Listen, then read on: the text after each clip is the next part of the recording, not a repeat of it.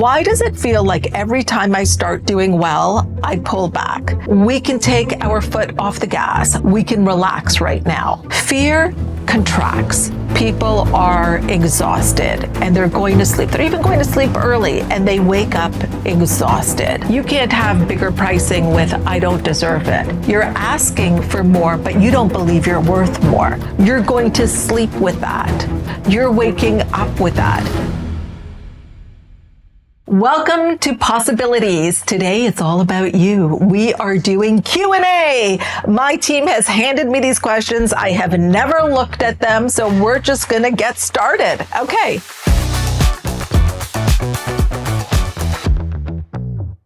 Number one, why does it feel like every time I start doing well, I pull back? I'll get momentum and then I suddenly stop showing up. How do I break that cycle? I can relate to this. This is something that I have gone through. Pretty much every one of my clients have gone through as well. Gay Hendricks wrote this amazing book on it called The Big Leap. And what this refers to is when you hit an upper limit. So we all have set points in our life. We've got set points for our finances. We've got set points in our relationship. We've got set points in our health. So one of the ways that I explain this is think about a thermostat in your home. And if your home is set to 20 degrees, let's say, and then it dips below that because perhaps you've been opening windows or opening the door, well, what's going to happen? The furnace is going to kick in. It's going to bring you back to that set point. Now, what happens if the home, the temperature is actually above 20 degrees? Then it's not going to do anything. And it's going to only kick in when it is off its set point. And so that's what happens with us. So when you start to have some success, when your goals are in sight, there's an internal mechanism that kicks in to say, oh, well, we've reached our set point. We can take our foot off the gas. We don't need to continue posting. We don't need to continue showing up. We can relax right now. And that's what happens to keep you at a set point, which you created unconsciously. And so let's say you want to make a permanent change in the temperature of your home, like a real change in it. Sure, you could open the windows, but that's not going to change things in the long run. That'll give you some momentary change in temperature. You've got to go to the source. You've got to change the temperature. You've got to go to the thermostat. And so for you to shift this way of being, we've got to go to the source. We've got to go to your beliefs. We've got to go to your subconscious and change the set point from that place. And for a while, you might be bouncing back and forth, but then we make the new set point your new normal. I hope that helps. Okay, let's go to the next question here. When I'm making a big decision, I can't tell if the voice I'm hearing is intuition or just fear. How do I know the difference in the moment? This is such an important thing to be able to distinguish because many times it can almost feel similar. So intuition is expansive. It feels light. It is exciting. So that's when it's intuition. It's expansive. Fear contracts. Fear feels small. Fear feels heavy. There's a heaviness to it. Now, here's where it becomes interesting and becomes a little tricky. Is that, let's say you've been offered an amazing opportunity or there's something you want to go for and you feel that initial excitement, that expansiveness, but the moment later, like I'm talking within a millisecond, the fear comes in and it clouds it. And the fear comes so fast that that's what you're connecting to. You actually forget that there was a moment that you felt expansive and light and excited about that opportunity. So what you want to do is in your day-to-day life, start to recognize how intuition feels for you, how intuition communicates to you? Where do you feel it? And you can even look at your past. Where were times where you were noticing something and it felt really intuitive? What was an intuitive nudge that you got? And maybe you talked yourself out of that intuitive nudge only to realize that you should have gone for it. I mean, come on, that's happened to me. So this way you can start to discern what is intuition for you and what is fear for you. And this will help you tremendously in making decisions. Recently, on one of my morning coaching calls, I had a client that shared something that she felt was her intuition, that something was off in a relationship. And she could feel it, but she wasn't sure if she should trust that, or maybe it wasn't logical, or perhaps, she should just override that. And one of the things we talked about was trusting her intuition. And she said, I trust my intuition completely. When she came to that place of trusting her intuition, then the decision of what to do came from a place of, I trust my intuition. I don't need to see evidence. My intuition is my evidence. And so then she acted accordingly from that. So for sure, you want to make the distinction for yourself between what is intuition and what is fear, and make your decisions from intuition. I actually think intuition is a business strategy, and it's a strategy that I lean on all the time. Next question. I can feel how much my childhood shaped my beliefs around success and what I deserve, but I don't know how to actually release these old stories. Where do you even begin with something that's been wired for so long? This morning when we were talking on my morning calls, we were talking about creating new habitual thought patterns. And when you've had something that has been wired for so long, since childhood, you can think of a field, and you can think of this one area of the field that has a very well-worn path. And then the rest of the field is tall grass. So that thought pattern, those automatic beliefs that are ingrained in you, that you've embodied, that is that well-worn path. You've walked it over and over again. You don't have to think about it.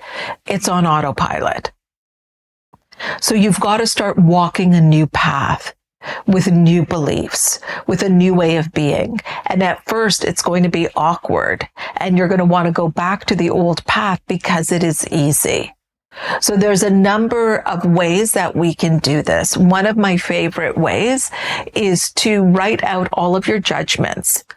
I don't deserve, I'm not worthy. If I'm not hustling, I haven't really earned whatever it is. I can't have too much success. People will think I have changed. It will be disloyal for me to be successful. People will want something from me. So you make a list of it, and then you do a forgiveness statement. I forgive myself for judging myself as being unworthy. For my new truth is, and you create the new truth. And why this is so powerful is you are creating a new truth from your judgment. You're not just parroting some affirmations or reading affirmations. You're actually creating a new truth from your judgments. And so you will then have a list of statements of these new truths. And then the next piece is to turn them into I am statements. So I am worthy. That came from you feeling unworthy. And this is what you want to start to embody. But you're not embodying it only when you're in a professional setting, for example. You're embodying it as a way of being. As a way of being. So what that means is that you are embodying it when you're getting your coffee in the morning. You're embodying it when you're in traffic. You're embodying it when you're sending a proposal. It's part of what makes you. It's a part of who you be. So that's one way, the forgiveness statements. I find that's really, really powerful. And then another thing that you can do, and we do this in my Amplify You program, is you actually start to do an identity blueprint. You create an identity of the person that has the goal that you desire. And when you're creating that identity, you're not only creating things about them, but you're also creating how they think. What's the internal chatter of that person? Would they say the things that you say to yourself? How would they deal with certain situations? And this allows you to be able to embody some traits and some ways of thinking from a new identity. Right? And this allows it to be effortless. Like, you don't have to force it. This isn't about force. And you have to recognize that it's going to take some time, but it doesn't have to take a lot of time. What you want to do is, as you start to have these new beliefs, you want to do something called praxis, which is integrating or fusing your behavior with the belief. So if a new belief is I am worthy, what's a behavior of that? And that's why I'm saying it's in your everyday behaviors, because how you do one thing is how you do all things. So I hope that helps. Okay. Let's go to the next question. Lately, I'm exhausted in a way that sleep doesn't fix. On paper, my life is fine, but I feel like I'm carrying around invisible emotional weight.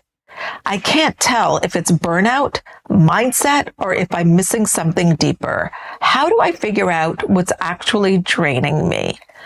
So many times people are exhausted and they're going to sleep. They're even going to sleep early and they wake up exhausted. One of the things that you may want to look at, of course, do everything you have to do to check out if everything is okay physically, like go to your doctor, all of those things. But another thing that you may want to look at is what I call energetic leaks. Energetic leaks are things that are draining us. Energetic leaks can be everything from not getting back to people and that's weighing on you. It can be some conversations that you have to have that you're putting off. It can be tasks that you're putting off. And these energetic leaks add up. It's like a balloon, right? Like a water balloon. And, there's just one little leak. Okay, so that's a little bit of water. But now imagine that you've got 20, 30, 40 of those. You're drained. And because those leaks are ongoing, you're going to sleep with that. You're waking up with that. So there's one thing that you can do. If this is resonating with you and you feel like, yeah, this is an energetic leak situation, this can change your life. It's called event action. And what that means is when an event takes place, you take the corresponding action immediately. I'll give you an example. I was with my inner circle clients yesterday. And we were talking and I was thinking that I knew somebody that could help one of my clients. And I was like, oh, you know what? I'm going to reach out to her. And then I was like, I'll reach out to her right now. I'm going to send her a text right now. And the reason that I did it right then was so it wouldn't be an energetic leak, because I knew that I would be driving home. So I'm not going to do it while I'm driving. And then I would get home and it would be the evening. So I probably wouldn't do it. And then it would be the next day, but it would be weighing on my mind that, oh, I've got to reach out to that person. And so it's these things, it's these little things that you complete in the moment, but it's also big things too. Whatever comes up, you do it, because here's what I have come to realize. People think things take them a lot longer than they actually do. So why can't I just send that WhatsApp message to the person and say, hey, this came up. Is it something you're interested in? That was all of 2 minutes, maybe. But in our minds, it can feel like this is a 20-minute task. Like, okay, I got to get home. I've got to do this. I've got to do that.